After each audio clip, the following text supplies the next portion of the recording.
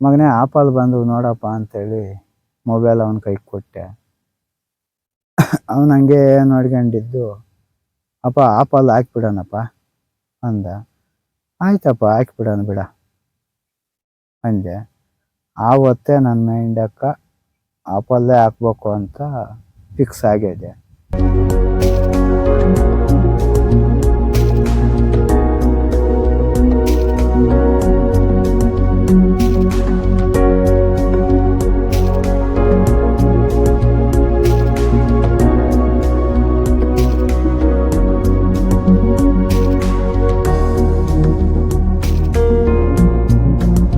ಯಾಕಪ್ಪ ಇಷ್ಟೊಂದು ರಿಸ್ಕ್ ತಗೊಂಡು ಭಾಳಂತ ಜೀವನ ಏನಕ್ಕೆ ಬೇಕಾಗಿದೆ ಅಂಥೇಳಿ ರೇಷ್ಮೆ ಕಡ್ಡಿ ಕಿತ್ತಾಕ್ಬಿಟ್ಟು ಸೊಪ್ಪು ಶೆಲಿಗೆಡ್ತಾ ಇದ್ದೆ.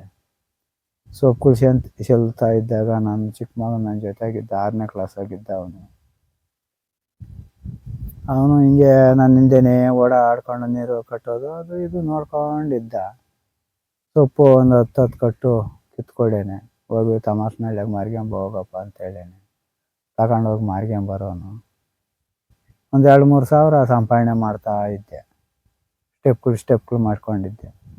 ಒಂದು 2 ಸಾವಿರ, 3 ಸಾವಿರ, 5 ಸಾವಿರ ಹಿಂಗೆ ಸಂಪಾದನೆ ಮಾಡ್ತಾಯಿದ್ದೆ.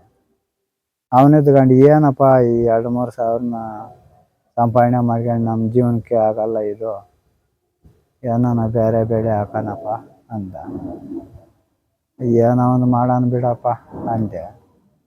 ಆದರೆ ಅವನಂದ, ಅಪ್ಪ ನನ್ನ ಜೀವನದಾಗ SLC ಮುಗಿದ ಮೇಲೆ ನಾನು ಓದಕ್ಕೆ ಆಗಂಗಿಲ್ಲಪ್ಪು ಅಂದ. ಯಾಕಪ್ಪ ಅಂದೆ.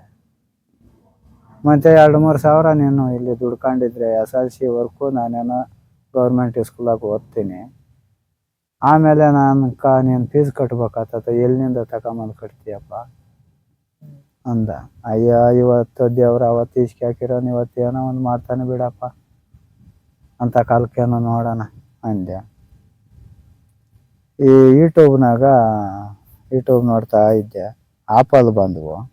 ಓಕೆ ಸರ್ ಇಲ್ಲೇ ನಾವಿಬ್ಬರು ಇಲ್ಲೇ ಕೂತಿದ್ವಿ. ಮಗನೇ ಆಪಲ್ ಬಂದು ನೋಡಪ್ಪ ಅಂತೇಳಿ ಮೊಬೈಲ್ ಅವನ ಕೈಗೆ ಕೊಟ್ಟೆ. ಅವನು ಹಂಗೆ ನೋಡ್ಕೊಂಡಿದ್ದು. ಅಪ್ಪ ಆಪಲ್ ಹಾಕ್ಬಿಡೋಣಪ್ಪ ಅಂದ. ಆಯ್ತಪ್ಪ ಹಾಕ್ಬಿಡೋಣ ಬಿಡ ಅಂದೆ. ಆವತ್ತೇ ನನ್ನ ಮೈಂಡಕ್ಕ ಆಪಲ್ಲೇ ಹಾಕ್ಬೇಕು ಅಂತ ಫಿಕ್ಸ್ ಆಗಿದೆ. ಓಕೆ ಓಕೆ ಆಮೇಲೆ ನಾನು ಸೊಪ್ಪುಗಳು ಏನೂ ಚೆಲ್ಲಕ್ಕೆ ಹೋಗಲ್ಲ. ಸರಿ ಎಲ್ಲೆಲ್ಲ ಓಡಾಡಿದೆ, ಬೇರೆ ಬೇರೆ ಕಡೆ ಎಲ್ಲ ಓಡಾಡಿದೆ. ಎಲ್ಲಿ ಓಡಾಡಿದ್ರೆ ನನಗೆ ಮಾಹಿತಿ ಸಿಕ್ಕಿಲ್ಲ. ಕೃಷಿ ಇಲಾಖೆಗೆ ಹೋದೆ, ಅಲ್ಲಿಯೂ ಮಾಹಿತಿ ಸಿಕ್ಕಿಲ್ಲ. ತೋಟಗಾರಿಕೆ ಇಲಾಖೆಗೆ ಹೋದೆ, ಅಲ್ಲಿ ನನಗೆ ಮಾಹಿತಿ ಸಿಕ್ಕಿಲ್ಲ. GKVKಗೆ ಹೋದೆ, ಅಲ್ಲಿಯೂ ನನಗೆ ಮಾಹಿತಿ ಸಿಕ್ಕಿಲ್ಲ. ಆಮೇಲೆ ಶಿರಾಕ್ಕೆ ಹೋದೆ. ಶಿರಾದಾಗ ಒಬ್ಬನು ಒಂದು ಗಿಡ ಇಟ್ಕೊಂಡವನೆ. ಸಸಿ ಒಂದು 400-500 ಸಸಿ ಇಟ್ಕೊಂಡವನೆ ಮಾರಾಕ. ಓಕೆ ಓಕೆ ಒಂದೇ ಒಂದು ಗಿಡ ಯಾಕೆ ಆ ಗಿಡ ಫಸಲು ಬಂದಾಗ ಅದನ್ನು ಫೋಟೋ ತೆಗೆದು ಬ್ಯಾನರ್ ಮಾಡಿ ಅದ್ರ ಪಕ್ಕದಾಗ ಉಣೆ ಒಂದೇ ಗಿಡ ಇರೋದು. ಸರಿ ಆತನ ಕೇಳಿದೆ, ಸಸಿ ಏನು ರೇಟು ಅಂತ ಕೇಳಿದೆ. ಆತನ ಅಲ್ಲೇ 300 ರೂಪಾಯಿ ಹೇಳ್ದೆ. ಏನು ನಮ್ಮ ಹತ್ರಕ್ಕೆ ಡೆಲಿವರಿನಾ ಇಲ್ಲ ಇಲ್ಲೇನಾ ಅಂತೆ. ಇಲ್ಲೇನಪ್ಪ ಡೆಲಿವರಿ ಏನಿಲ್ಲ, ನೀವೇ ತಗೊಂಡು ಹೋಗ್ಬೇಕು.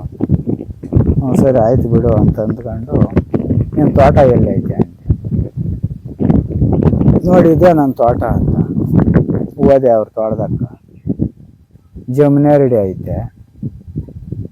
ಅವ್ರ ತೋಟದಾಗ ಜಮುನೇರಡಿ, ಏನು ಸೀತಾಫಲ ಗಿಡ, ಸ್ವೀಟು, ಹುಣಸೆಕಾಯಿ 3 ಹಾಕ್ಯವನೆ. ಆಪಲ್ ಗಿಡಗಳು ಇಲ್ಲ. ಏನು ಸರ್ ಇದು ನೀವು ನಾರು ಮಾಡ್ತಾ ಇದ್ದೀರಲ್ಲ, ತೋಟಕ್ಕೆ ಎಲ್ಲಿ ಹಾಕ್ಯವ್ರೆ?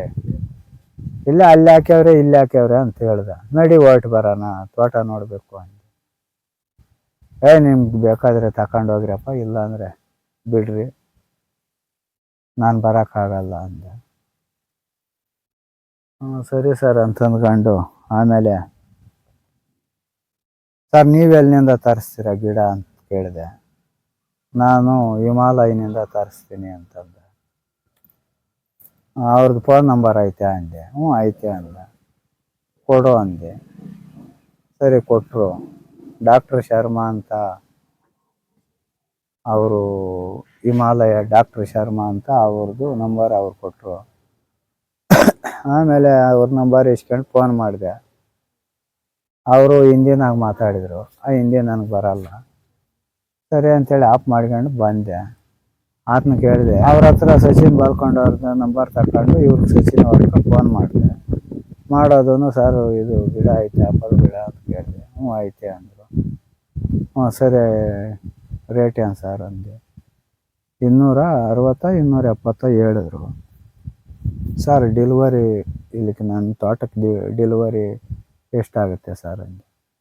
300 ರೂಪಾಯಿ ಆಗ್ತದಪ್ಪ ಅಂದ. ಸರಿ ಆಯ್ತು ತಗೊಂಬನ್ನಿ ಸರ್ ಅಂದೆ. ಬುಕ್ ಮಾಡಿದ್ದು ತಗೊಂಬರೋಕ್ಕಾಗಲ್ಲಪ್ಪ ಅಂದೆ. ಆಮೇಲೆ 1 ಲಕ್ಷ ರೂಪಾಯಿ ನಾನು ಫೋನ್ಪೇ ಮಾಡಿಸ್ದೆ. ಆತನ ಮಕ್ಕ ನಾನು ಇಕ್ ನೋಡಿರಲಿಲ್ಲ.